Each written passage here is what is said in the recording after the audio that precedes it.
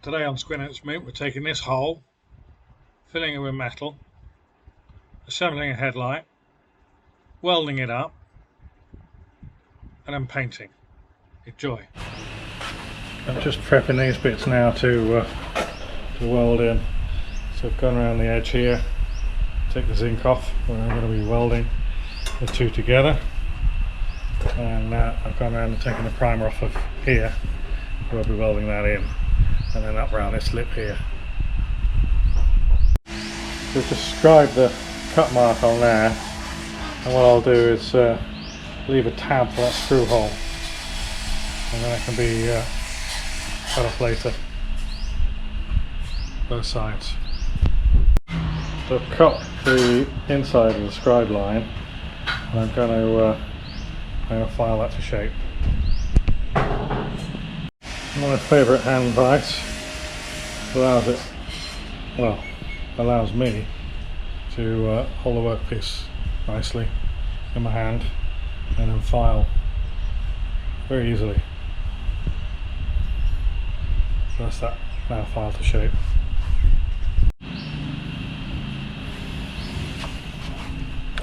So I did the old blue marker and scribe, and then filed to the scribe mark, and that fit up is just beautiful. So I'm actually going to cut away that tab, because if I weld that in and try and sort of cut the button and take that tab off, I'm going to have to make a mess and a big wide slot to get to that tab. Same on this side. That's just absolutely flat through there. So again, I'm going to cut that tab off.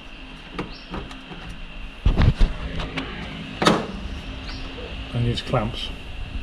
Clamp it into place. Give it a few spots. And won't weld it in fully. I'll put the other piece in first. Goes behind there. And then tack that into place. When I've got it all in position, I'll fully weld it up there. Just a couple of little tack welds. That's lovely and flush. Same this side, 2 tack welds, and then a tack weld down the bottom there. And now that's all firmly in there, enabling me now to get this lined up and straight. It needs to go that way, like that. So I can do any marking or trimming, but I just need to set the distance. I think from that flange to that edge there is 4.5 centimeters. From that flange to this edge, 5.5. So I'll get it set up like that and just spot it into place, and then probably ready to weld it all up. What I might just do though is paint the back of that. Paint my backside again. So 3 spots for holding that in place. I've measured it. It's ever so slightly by 3 or 4 millimeters out on this dimension, and a little bit over on this dimension, about 5 mil. If I was going to do something about that, then I'd be grinding this lip and bringing it forward, maybe taking that off and pushing it back, but I'm going to leave it because we've got all the adjustment on the headlights. What I am going to quickly do is just assemble the headlight and make sure it is still in the center of the ring that goes on there. That's it, fitted. And gaps around there looking okay. Not sure you need me to do that with the camera, but I can do it with my finger as well. Around there. Okay. Within the realms of adjustability and this, that and the other. So pull it back out again, weld her up. I'm happy with that. This is the home straight, apart from a bit of grinding. Well, I'm guessing that didn't go too badly. A little bit of spluttery welding down here, and I guess it's because there's some rust between those two layers. That being the outer bit here being from the old lot. And it's a bit tricky trying to get these two merging together in there, but yeah, it's a bit of patience and just plod through it. A couple of nice bits of welding, but doesn't matter because it's all going to get ground and then hidden by a 7-inch headlight and a very big bezel. But okay, grinding. The first grind. Start again. That's the first grind done. A couple of pinholes, a few more than a couple of pinholes, but that's where I thought it was a bit porous down there. There's a bit of a gap there, so I'm just going to spot those in and then grind it a bit more. But obviously I don't need to go too mad with the grinding, because it is after all hidden behind everything. But what I'll do is paint that black, get some black paint in there, and then give it a lick round, a final lick round with the grinder, just to get it as level as possible. To the closing stages with the alignment and whatnot. So I made a couple more clips for the grill, the front panel, and they're ready to go on there. Bit of zinc spray on the inside of them, so they can be welded on there now. It looks like that one's upside down. There we go. Right, that should be like that. So get that welded on there, and seam sealer time. So go around and fill up all these little gaps and whatnot.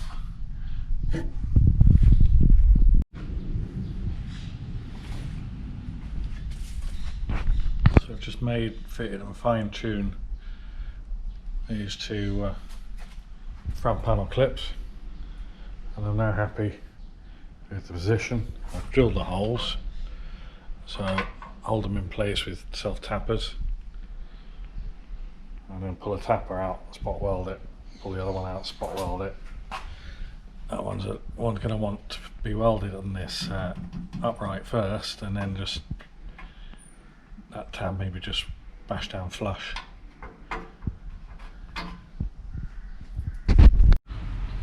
There we go, not the prettiest of plug welds, but they do the job. And I've slashed some spray primer on there, just grey cellulose type spray primer. I guess it's cellulose, might be acrylic, I don't know. Anyway, mumble. So if you've ever used seam sealer, you'll know it. It sticks like shit to a blanket. This one's a 3M 8500, and it's a water-based one, and it's paintable. So what I've done here is laid down masking tape and then put it on my finger through a plastic bag like that, and just smoothed it into the gap there. And the idea is that we pull off the tape and leave a fine bead. I tried doing it without the tape to start with, and it went everywhere.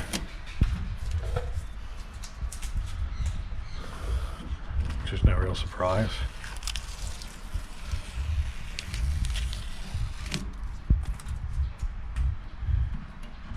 And it seems to work with the tape. I'm quite happy with that. So just got that really fine line up there, apart from that big smudgy mess in there from my finger. I just shouldn't have gone off yet. Yeah, and it, even by going over it again, it smudges it out some, but nothing compared to what it would be like if I didn't use the tape. So another one of these jobs, just going to patiently do it. So I'm going to need to tape it up to do this side, this joint, and I should just go around moving tape around so we can get this off from here. And it's still wet, so because it's water based, you can actually just get some kitchen towel with some water on it, and it'll wash off.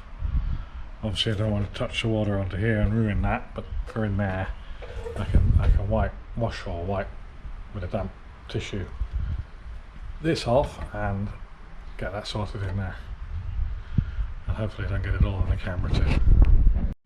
Right, as you'll see, that excess is now wiped off.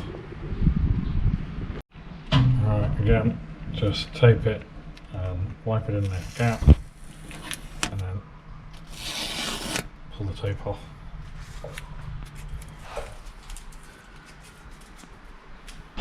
Yeah, I'm more than happy with the process for doing that now. I don't know whether there's an optimum time to take off the tape. I guess not. I guess pretty much straight away. It leaves that lovely sharp line.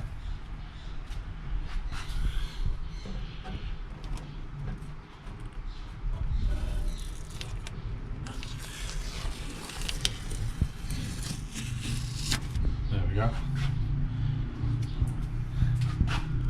There we go.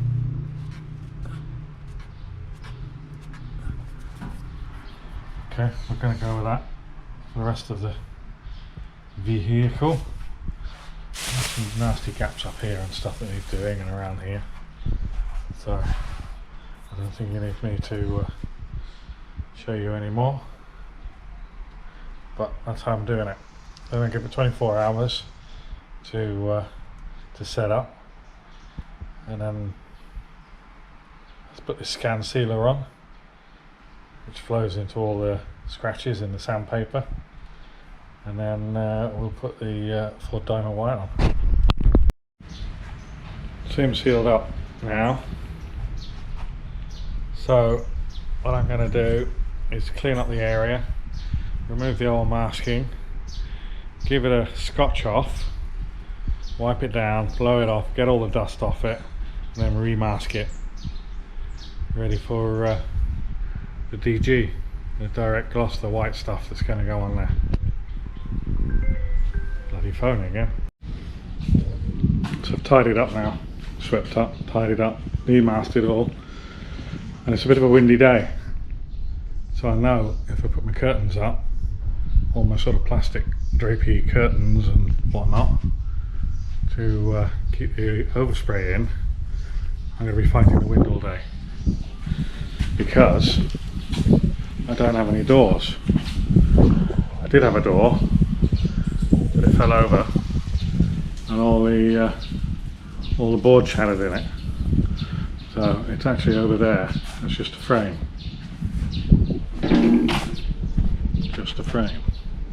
somewhere there.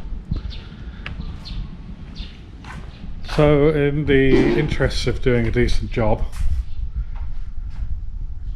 and not rushing, so I sort of got up this morning and I thought, oh right, I'm going to paint it today. So clean up the area, demask it, remask it, do all that bits and pieces, and we get it in paint. Got a clear day, nothing much on, so let's get it done. And then obviously I start cleaning up and feel that it's windy in here. When I did the epoxy primer, this is a very thick, high build paint with very, very sort of little overspray. You don't get clouds of overspray, and you have to use a big nozzle on the gun, like a 1.8mm, otherwise it just doesn't come out. It's very thick, so it didn't really matter that the sort of tent wasn't 100% sealed. And now I'm thinking with the top coat, the DG, that's going to go everywhere. So I've got to do a good masking job, I've got to have a good tent, And to have a good tent, it needs to not be blown about by the wind. So I'm going to take a step back. This can wait. I'm going to slide this door across here, slide the original door back into place and repanel it, and probably block up this door as well, and then I can seal the temporary paint booth up proper. There we are. Doors. Plan.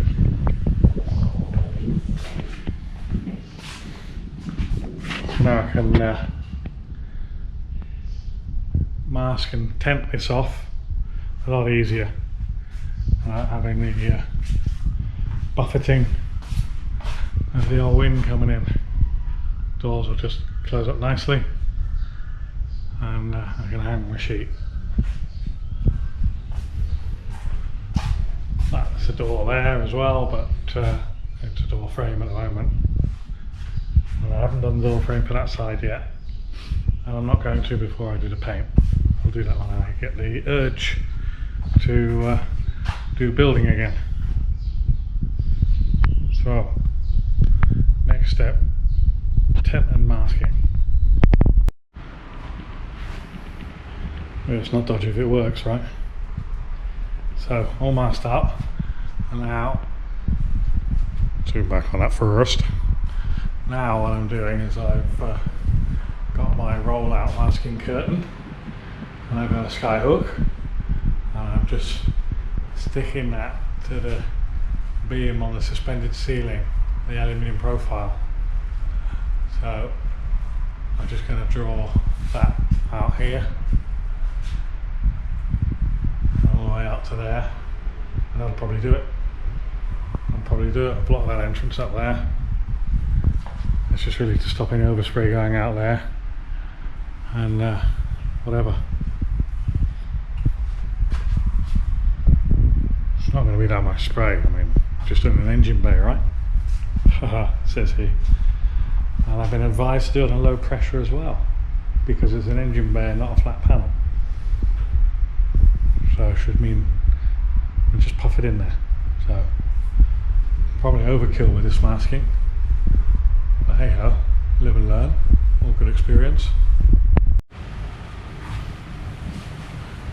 Seems to sort of, well, fly about a bit, so I think I need I don't know, like some PVC water pipe or something to maybe weigh it down, or actually build a frame with some, like a tent, proper tent, have some uprights and some floor pieces just to sort of stretch it too, but it'll do for now. It's a bit too floppy. I think with more painting I'll work out a way how to build a frame, and I can just go from pillar to pillar. Right, gonna have some lunch and mix up the sealer and the paint, and we're going to go for it. I think tack rag it, blow it off, tack rag it, get the curtain down fully, because it's not fully down yet, maybe strap it to some oxygen bottles or something, and yeah, we're going. So back into the tent one more time before I pull it down, because we got a white diamond geezer white transit, what do I call it, engine bay. The rest of it's blunking yellow.